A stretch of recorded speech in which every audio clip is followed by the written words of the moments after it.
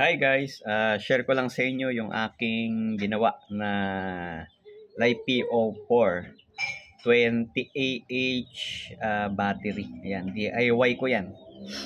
Ayan. So, 4S, 4P. Nilagyan ko na din siya ng active balancer para mabalance lagi yung yung charge nung lahat ng battery. Ayan. So, importante yan, yung balancer na yan, para dyan sa battery na yan. Kasi once na hindi kasi siya mag-balance, yung pagkaka-charge sa kanya, pwedeng masira yung isa sa mga battery na yan. Eh, sayang naman. Diba? Medyo mahal din yan. Ayan. So, DIY. So, sabi nila, 10 years daw yung lifespan yan. Eh, hindi ko lang din sure. Ayan, pero ayan, under trial pa lang din ako sa solar setup. Ayan. So, bala ko pa yung i-upgrade. Gagawin ko siyang 40Ah hanggang sa maging 100Ah. Ayan. So, ang kagandahan yan, ano siya, pwede kang unti-unti na lang magdagdag. Depende sa budget mo. So, ayan, yung mga pinagagana ko dyan. Ito, yung ilaw ng mga aquarium. Yan. Tapos yung ilaw namin dito sa bahay. Ayan, oh. Ayan, oh. So, ito yung switch niyan. Ayan, oh. Extra pa si Gab ko. Ayan, oh. Ayan, hanggang doon sa kusina may ilaw yan. Ayun. Ayan. Ayan.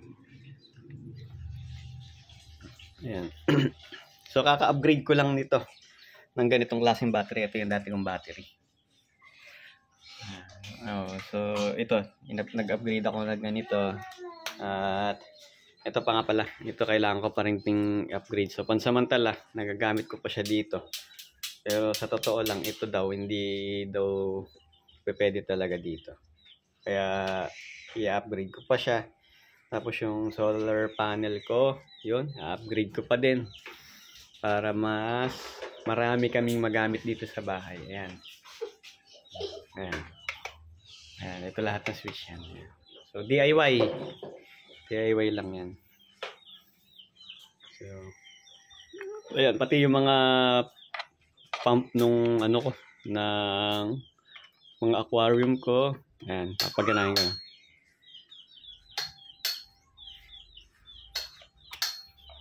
Lahat yan, powered ng solar. So, naglagay pa ako dito ng another voltmeter para namomonitor ko siya kahit nasaan part ako ng bahay. Ayan. So, yan.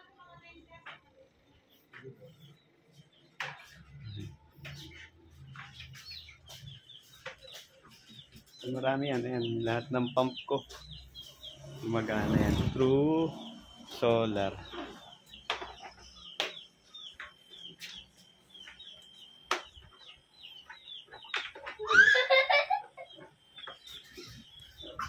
So, yun lang. Share ko lang yan, guys. Thank you.